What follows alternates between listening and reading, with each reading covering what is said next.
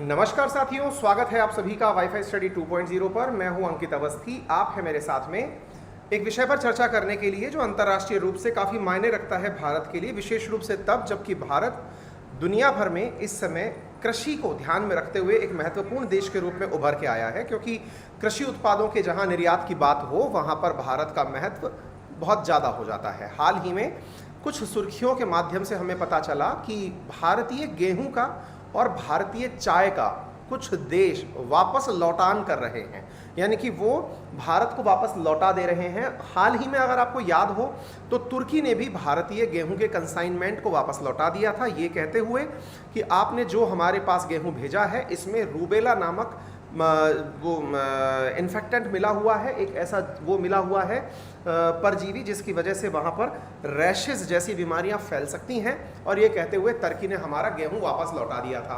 हाल ही के अंदर प्राप्त जानकारियों के अनुसार कुछ देशों ने भारतीय चाय को लेने से इनकार कर दिया और कहा कि आपके यहाँ पर चाय के अंदर बड़ी मात्रा में कीटनाशक मिले हुए हैं जो कि अंतर्राष्ट्रीय स्टैंडर्ड्स के अनुसार सही नहीं है। ऐसी स्थिति में भारतीय चाय की खेप को भी लेने से इनकार कर दिया।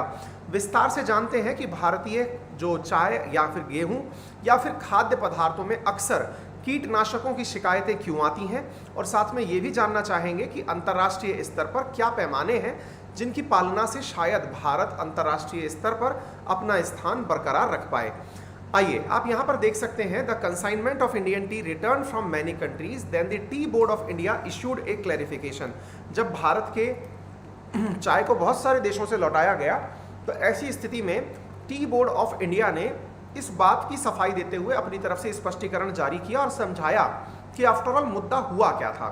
चलिए हम इस बात को थोड़ा विस्तार से और डिस्कस करते हैं, लेकिन इसको समझें इससे पहले मैं आपको कुछ बेसिक बातें देता हूं। पहली जानकारी, दुनिया भर में अगर हम टी एक्सपोर्ट करने वाले देशों की बात करें, क्योंकि ये नॉन एल्कोहलिक बेवरेज है, इसके अंदर दुनिया भर के अंदर जो चाय का एक्सपोर्ट होता है सबसे बड़ी मात्रा में चाय का चाइना जो है वो एक्सपोर्ट करता है, उसके बाद श्रीलंका, फिर केन्या और फिर इंडिया। अब देखिए हो क्या रहा है, यहाँ पर एक बात जानकारी की आपको इंटरेस्टिंगली समझनी चाहिए। जो श्रीलंका है ना, जो चाय का बड़ी मात्रा में प्रोडक्शन करता है, इसका 1/4 जो चाय है वो रशिया और यूक्रेन बिकने जाता है, यानी इसका जो मार्केट है वो ऑलरेडी खराब हो रखा है। दूसरा क्या है कि श्रीलंका के अंदर इन दिनों क्योंकि रशिया से इसके पास में फर्टिलाइजर नहीं पहुंच पा रहा है। अब तक आपको ये समझ में आ गया होगा कि दुनिया भर में इस समय फर्टिलाइजर का क्राइसिस चल रहा है। ऐसी स्थिति में फर्टिलाइजर के अभाव में श्रीलंका का जो चाय का प्रोडक्शन है वो भी कम हुआ है। अब ले दे करके ये 3 देश बचते हैं, कौन? चाइना, केन्या और इंडिया, जिनको अपनी चाय एक्सपोर्ट करनी है। आपको एक इंटरेस्टिंग फैक्ट बताता हूँ, इंडिया जो है वो चाइना को भी चाय एक्सपोर्ट करता है। आप सोच के देखिए, जो चाइना खुद एक एक्सपोर्टिंग नेशन है वो इंडिया से भी चाय परचेज करता है। इसका मतलब ये हुआ कि चाइना वालों को इंडिया वाली चाय पसंद है, विशेष रूप से जो आपकी दार्जिलिंग, आसाम वाली, पश्चिम बंगाल वाली जो चाय है ये पसंद है। इसके पीछे दूसरा कारण भी है कि ये जो हमारी ऑक्सीडाइज्ड हुई लीव्स हैं उनको पसंद करते हैं, तो ये बड़ी मात्रा में व्यापार होता है। एनीवे, भारत चौथा सबसे बड़ा एक्सपोर्टिंग नेशन है, ये बात समझ में आनी चाहिए। अब मैं दूसरी चीज बताता हूँ, दुनिया में चाय को इंपोर्ट करने वाले देश कौन कौन से हैं। तो आप इसको देखेंगे ना तो तथ्यात्मक जानकारी आपको प्रूव होती हुई दिखाई दे जाएगी। जहां पाकिस्तान सबसे बड़ी मात्रा में चाय इंपोर्ट करता है, उसके बाद यूनाइटेड स्टेट्स, यूके, फिर देखिए चाइना, हांगकांग। अब देखिए चूंकि हांगकांग वाला जो हिस्सा है उस पर चाइना का कंट्रोल आ गया है, इसलिए हमने यहाँ चाइना मेंशन किया हुआ है, अदरवाइज आप इसे हांगकांग ही समझ करके ट्रीट करें। वर्तमान में जो है ये चाइना ने हांगकांग के ऊपर पूरी तरह से अपनी सत्ता काबिज कर ली है।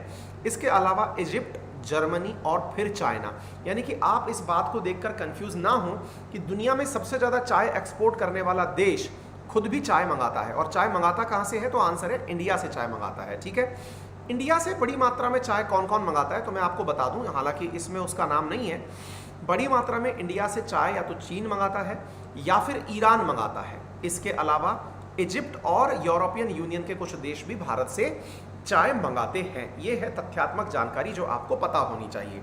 चलिए अब थोड़ी और जानकारी देखते हैं। दुनिया भर में चाय का मार्केट कितना बड़ा है, यानी कि जो अंतर्राष्ट्रीय स्तर पर अगर हम बात करें कि चाय प्रोडक्शन की वैल्यू कितनी है, तो आपको यहाँ से समझ में आना चाहिए दुनिया भर में चाय की वैल्यू 266 बिलियन डॉलर हो जाएगी 2025 में, यानी चाय का जो व्यापार है ये 2025 में 266 बिलियन डॉलर का व्यापार टच कर जाएगा। इतनी वैल्यू ग्लोबल मार्केट में चाय की हो जाएगी।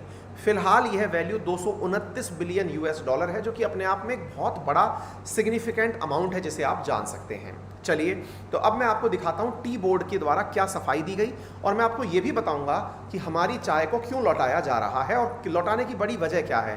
क्या हम लोग समझते नहीं हैं या कुछ और कारण हो गया है, मैं सारी बातें आपको बताऊंगा। देखिए, यहाँ पर आपको दिखाई देगा टी बोर्ड ऑफ इंडिया के द्वारा दिया गया एक स्टेटमेंट, जिसमें वो कह रहे हैं कि हम लोगों ने 25 मई 2022 को एक एडवाइजरी जारी की है सभी चाय प्रोड्यूसर्स को और ब्रोकर्स को कि वो FSSAI यानी food safety and security assurance board of India जो है उसके रेगुलेशंस की पालना करें।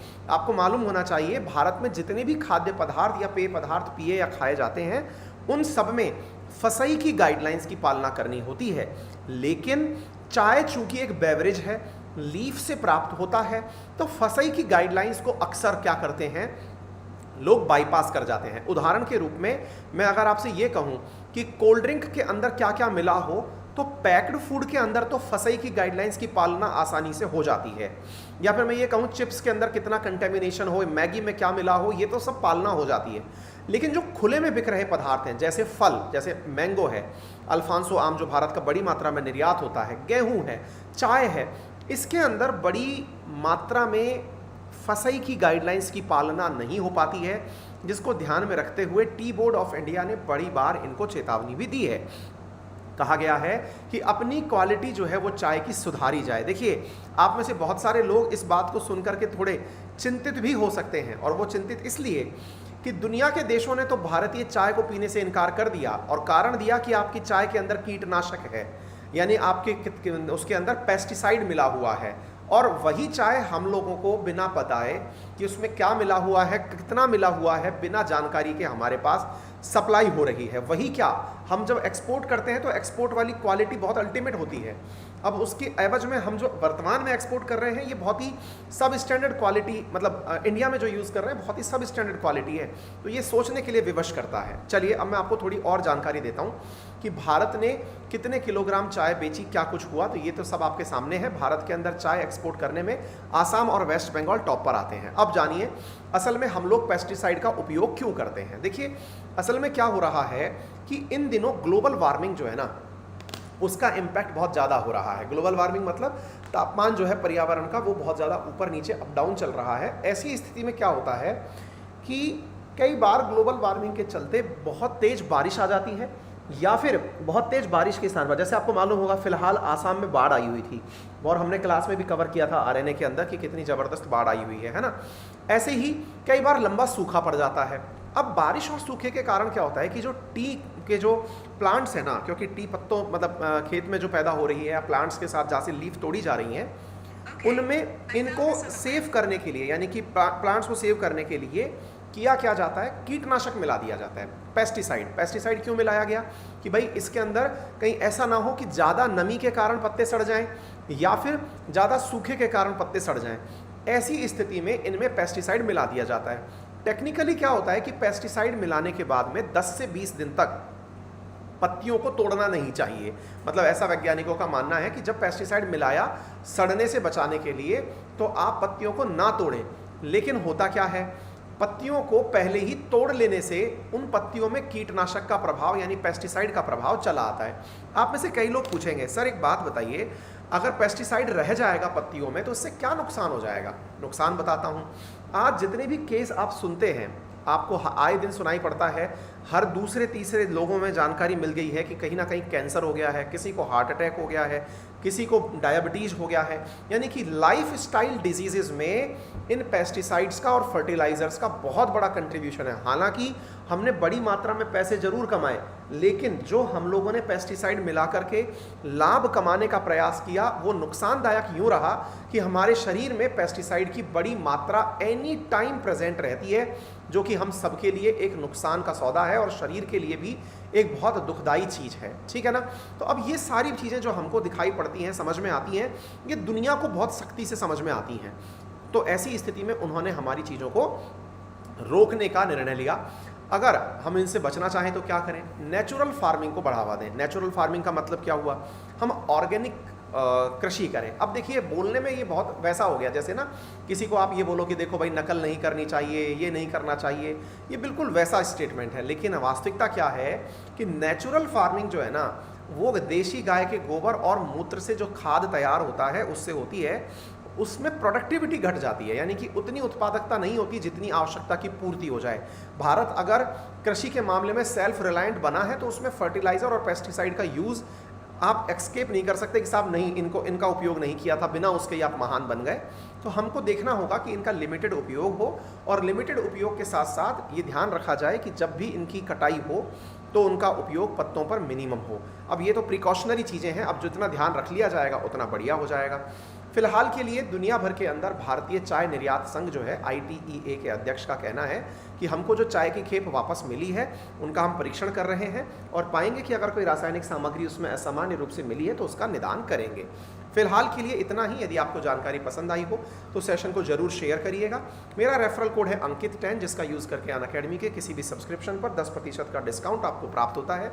अनअकैडमी में टॉप एडुकेटर्स के साथ आप यूपीएससी की तैयारी कर सकते हैं। यूपीएससी की तैयारी क्यों करें, इसके पीछे बड़ा कारण है कि जो टॉपर्स इस बार रहे हैं उनमें 178 से अधिक टॉपर्स हमारे अनअकैडमी के प्लस कोर्स के वो स्टूडेंट रह चुके हैं। हमारे प्लस कोर्सेज को पढ़ाने के लिए टॉप एडुकेटर्स की टीम अवेलेबल है। इसके साथ साथ प्रिंटेड नोट्स आपके लिए हैं, साथ में एंड टू एंड प्रिपरेशन है, लाइव मेंटरशिप है, डेली आंसर राइटिंग की प्रयास आपको कराए जा रहे हैं। यूपीएससी के कोर्सेज 8 जून को 20% प्राइस हाइक पर पहुंच जाएंगे। यदि आप चाहते हैं 2 साल के लिए सब्सक्रिप्शन लेना तो प्लस कोर्स 86,000 में है और आइकॉनिक कोर्स 1,20,000 में है। आइकॉनिक कोर्स के अंदर यहाँ पर आप लोगों को मेंटरशिप जो है वो पर्सनल दी जाती है, यानी कि आपका पर्सनल कोच नियुक्त कर दिया जाता है जो आपको लाइव मेंटरशिप यानी 1-to-1 मेंटरशिप देता है। आप एडुकेटर्स के साथ ओपन हाउस में बातचीत कर पाते हैं, स्टडी प्लानर और अपना मेंस क्वेश्चन आंसर की प्रैक्टिस भी कर पाते हैं। फिलहाल के लिए इतना ही। अपना ख्याल रखें। धन्यवाद।